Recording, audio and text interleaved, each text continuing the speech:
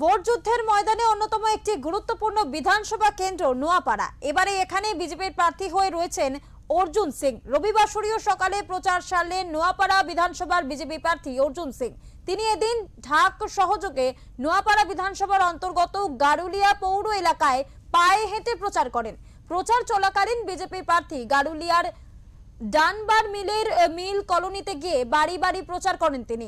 এখানে বাসিন্দারা দীর্ঘ 80 বছরের বেশি সময় ধরে এখানে বসবাস করছেন।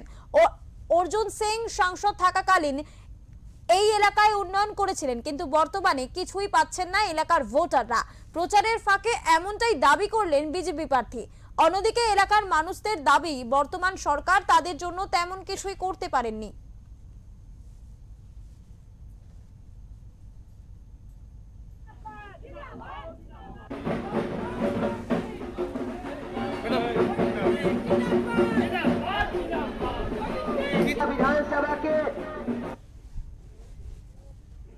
নোয়াপাড়া মানুষের কাছে আজকে সকাল থেকে আমরা পদযাত্রা করলাম। আমাদের সন্দীপ ব্যানার্জি, আমরা সবাই মিলে, এখানকার সমস্ত মণ্ডল যারা দায়িত্ব আছে সবাই ছিল।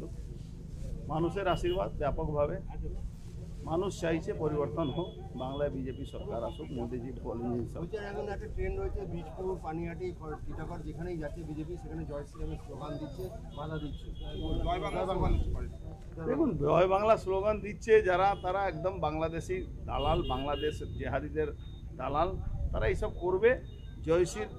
জয় বাংলার জবাব বলতে হবে পশ্চিমবাংলাকে জয় বলো আর জয় শ্রীরাম বলো।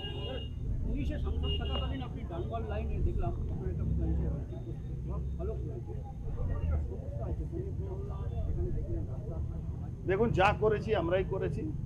এই তৃণমূল গভর্নমেন্ট ওদের জন্য কিছু করে বাবা না না